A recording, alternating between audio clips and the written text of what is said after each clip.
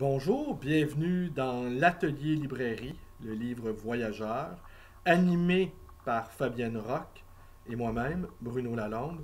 L'Atelier Librairie, le livre voyageur, situé au 2319 rue Bélanger à Montréal.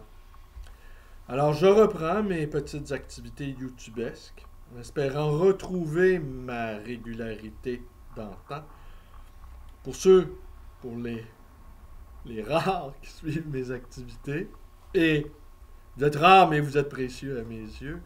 Eh bien, j'ai été pendant deux ans, 2 ans et demi, 3 ans, où j'en ai fait pratiquement tous les jours. De là le nombre considérable qu'on retrouve sur mes deux chaînes. Première chaîne, vous savez, je l'ai perdu, j'ai changé de serveur, j'ai changé de mot de passe, j'ai changé d'appareil et j'ai perdu les clés de ma première chaîne. Alors, la première chaîne, c'est clos. Il y a près de 1100 vidéos qui couvrent autour de fin 2011, ouais, fin 2011, jusqu'en 2015 à peu près. Et après ça, ben, depuis 2015, j'en fais de manière très épisodique, de manière très sporadique. J'ai, ayant perdu cette première chaîne-là, j'ai eu comme un deuil, donc j'ai mis bien du temps. Mais en même temps, je trouve que ça a des avantages. Alors, je ne reçois pas les notifications. Je sais qu'au dernier décompte, il y a déjà 3 ans, euh, l'ensemble des vidéos avait été vu plus de 200 000 fois. C'est pas considérable vu le nombre de vidéos que j'ai commis. Dans plus de 100 pays, dont une qui a été vue en Libye, au plus fort de la guerre civile. Alors ça pour moi, interview au complet en plus. Alors pour moi, c'est assez étonnant que qu'au milieu d'une tourmente pareille, eh ben, il y a quelqu'un qui s'est donné la peine d'écouter les avis un peu iconoclastes d'un libraire québécois. Parlant de vidéos peu vues, il y a un ami qui m'interrogeait est-ce que ça me chagrinait que mes vidéos étaient si peu vues. Lui jugeait que je manquais de technique au niveau marketing. Et en fait, il s'interrogeait, il me demandait si ça me décourageait pas. Ben, la réponse, outre le fait d'avoir perdu ma première chaîne, ça a été un moment de déconvenu qui s'est prolongé. Non, ça ne me décourage pas.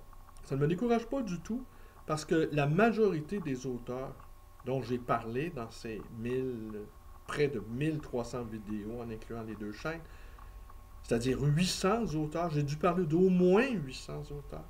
Eh bien, beaucoup de ces auteurs-là ont eu ou ont un lectorat qui se tient, un lectorat poignée de main, dans le creux d'une main presque. Alors, et ce sont des gens qui ont travaillé très fort et qui ont produit des œuvres assez merveilleuses. Alors, ça m'a fait plaisir d'en parler.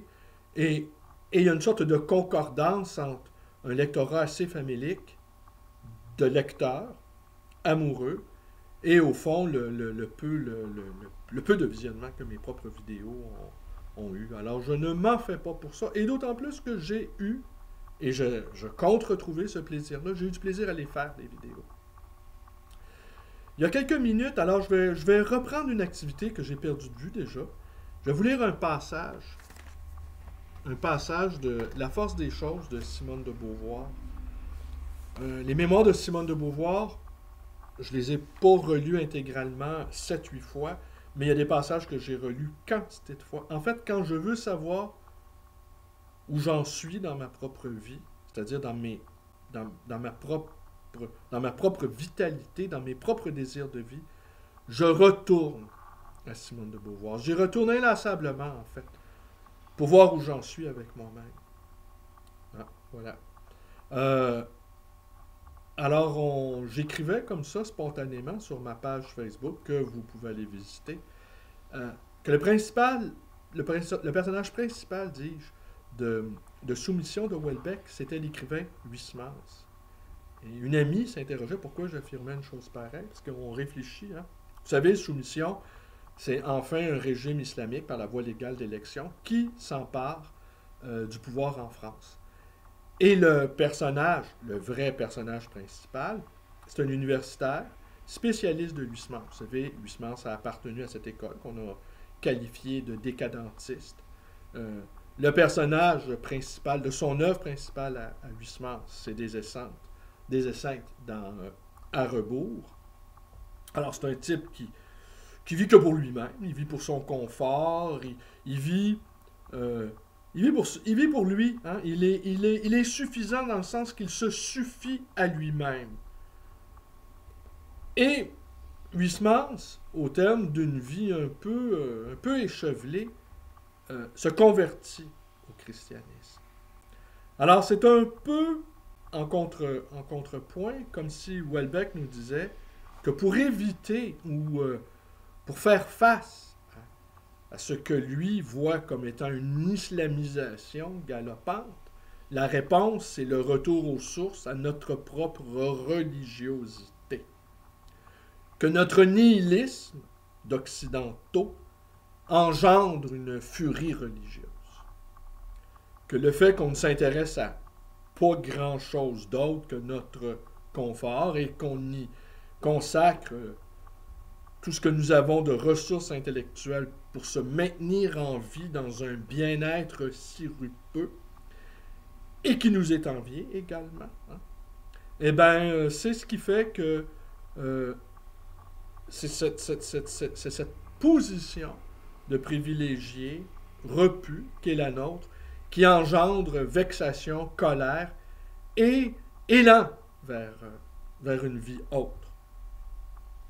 Alors, ce n'est pas innocent, et on se rappelle finalement les décadents universitaires tels que Pain dans Soumission, eh bien, ne s'en voit plus nécessairement, ont autorisation, grâce au nouveau régime islamique qui permet la polygamie, ont enfin autorisation d'aller, de vivre sans remords,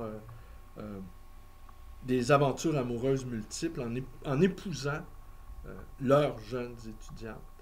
Alors, mais des esseintes, Huysmans n'aurait pas fait ça. Lui, il aurait fini ses jours à la trappe. Et c'était peut-être en filigrane la réponse. Bon, j'ai mis une hypothèse. Alors, je reviens à la force des choses. Alors, je vais vous lire un passage, ça fait très longtemps que je ne vous ai pas lu quelque chose. L'épilogue, un passage de l'épilogue où Simone se défend d'une accusation Simone de Beauvoir se défend d'une accusation qui lui a été faite, c'est-à-dire de ne pas écrire elle-même ses propres livres, que c'est Sartre qui lui tenait la main. Des gens ont raconté que Sartre écrivait mes livres. Quelqu'un qui ne me voulait pas de mal m'a conseillé au lendemain du Goncourt, si vous donnez des interviews, précisez que les mandarins sont bien de vous. Vous savez ce qu'on dit, que Sartre vous tient la main. On a prétendu aussi qu'il avait fait ma carrière. Son intervention s'est limitée à présenter à Brice Parrain 2 manuscrits de moi, dont l'un fut d'ailleurs refusé. Passons. On a bien dit devant moi que Colette est arrivée en couchant. Tant notre société tient à maintenir mes pareils dans leur statut d'être secondaire, reflet, jouet ou vampire du grand sexe masculin. À plus forte raison, toutes mes convictions m'auraient été insufflées par Sartre. Avec un autre, elle eût été mystique, a écrit Jean Guiton. Et tout récemment, un critique belge, si je ne me trompe. J'ai l'impression que c'est Paul Vendôme qui a écrit ça. Il faudra vérifier. Rêvait, si ça avait été Brasillac qu'elle eût rencontré. Dans une feuille qui s'appelle La Tribune des assurances, j'ai lu « Si au lieu d'être l'élève de Sartre, elle eût été au pouvoir de quelques théologiens, c'eût été une théiste passionnée. » Vous avez compris qu'on lui dénie son libre arbitre, sa capacité de réfléchir par elle-même. Elle est inféodée à un homme. Je retrouve à 50 ans de distance la vieille idée de mon père. La femme est ce que son mari l'a fait. Il se trompait bien. Il n'a pas entamé d'un cheveu la jeune dévote, façonnée par le couvent des oiseaux. Même l'énorme personnalité de Jaurès s'était brisée contre le pieux entêtement de son épouse. Ça pèse, ça résiste une jeunesse. Comment, tel que j'étais à 20 ans, aurais-je pu subir l'influence d'un croyant ou d'un fasciste? Ce qu'on admet chez nous, que la femme pense avec son utérus. Quelle chiennerie, vraiment. J'ai croisé Brasillac et sa clique. Il me faisait horreur. Je ne pouvais m'attacher qu'à un homme hostile à tout ce que je détestais. La droite, la bonne pensée, la religion. Ce n'est pas un hasard si c'est Sartre que j'ai choisi. Car enfin, je l'ai choisi. Vous vous rendez compte de ce passage-là?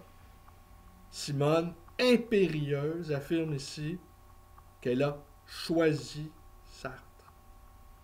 C'est elle qui l'a choisi. Je l'ai suivi avec allégresse parce qu'il m'entraînait dans les chemins où je voulais aller. Plus tard, nous avons toujours discuté ensemble notre route. Je me rappelle qu'en 40, recevant sa dernière lettre de Brumat, hâtive et un peu obscure, une phrase à la première lecture m'effraya. Sartre n'allait-il pas pactiser?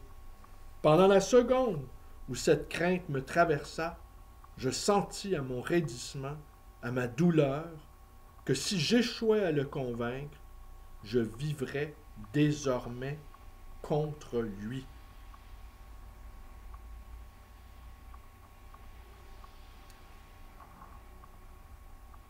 Ah, je lis un autre petit passage ici. En France, si vous écrivez « être femme », c'est donner des verges pour vous battre. Ouais. L'humour involontaire, je présume, ici. Surtout à l'âge que j'avais quand j'ai commencé à être publié. Une très jeune femme, on lui accorde une indulgence égrillarde. Vieillie, on lui tire des révérences. Mais la première fraîcheur perdue, sans avoir acquis encore la patine de l'ancienneté, osez parler. Quelle meute! Si vous êtes de droite, si vous vous inclinez avec grâce devant la supériorité des mâles, si insolemment vous ne dites rien, on vous épargnera. Je suis de gauche. J'ai essayé de dire des choses, entre autres, que les femmes ne sont pas des éclopées de naissance. Vous avez gagné, vous vous êtes fait les ennemis qu'il faut, me disait au printemps 1960 Nelson Algren. Oui, les injures de Rivarol, de Preuve, de Carrefour, de Jacques Laurent me réjouissaient. L'ennui, c'est que la malveillance fait tache d'huile. Les calomnies trouvent tout de suite tant d'écho, sinon dans les cœurs, du moins dans les bouches. Sans doute est-ce une des formes de ce mécontentement que nous éprouvons tous plus ou moins à n'être que ça, capables de comprendre que nous préférons ravaler. Les écrivains sont particulièrement en butte à cette malignité. Le public les sacre, tout en sachant fort bien que ce sont des gens comme les autres, et il leur en veut de cette contradiction, tous les signes qui marquent leur humanité. Il les retient à charge contre eux. Un critique américain, d'ailleurs bienveillant, a écrit que dans la force de l'âge, j'avais, malgré mes efforts, fait descendre Sartre de son piédestal. Quel piédestal! Du moins concluait-il que si Sartre perdait un peu de son prestige, on l'aimait davantage. D'ordinaire, le public, s'il découvre que vous n'êtes pas surhumain, vous rabaisse au-dessous de l'espèce un monstre. Ben voilà. Oui, d'ailleurs, je conclue là-dessus avec une petite réflexion spontanée que je me suis fait il y a quelques heures, avec tout ce qui s'est passé en 2017, des personnalités très célèbres qui ont été descendues en flammes. Et j'avais l'impression que nous retrouvions d'une certaine manière les sacrifices aztèques. Vous savez, les sacrifiés aztèques, c'était pour eux une honneur et une grâce que d'être sacrifiés. On les enduisait de hashish, donc ça les enivrait, on leur mettait des plumes, on les rehaussait. Et eux, ils étaient ravis, et à la fin, pour calmer les dieux, pour rendre heureux les dieux, on les mettait à mort. Alors la recherche de la gloire, c'est peut-être au fond la recherche de l'immolation suprême pour satisfaire les dieux de l'envie, les feux de l'envie. Je vous remercie d'être avec moi, portez-vous bien, vous connaissez la suite, cette suite nouvelle. pouvez vous abonner à ma chaîne, la deuxième chaîne, et vous pouvez nous rendre visite, Fabienne Roch et moi, au 2319 rue Bélanger à Montréal, dans le quartier frontalier Villeray. Enfin, au bord de la rue, c'est Rosemont. Ici, c'est Villeray. À Rosemont, dans l'arrondissement Rosemont, on ramasse les poubelles 2 fois par semaine, et à Villeray, de notre côté, on les ramasse 1 fois. Mais si on calcule bien, les 2 rues, ça fait 3 fois. Donc, en étant très malin, on peut en mettre de notre côté de la rue 1 fois et 2 fois de l'autre côté. Ça fait 3. Franchement, être frontalier n'a pas que des désavantages. Je vous remercie d'être avec moi. Portez-vous bien et bonne année 2018.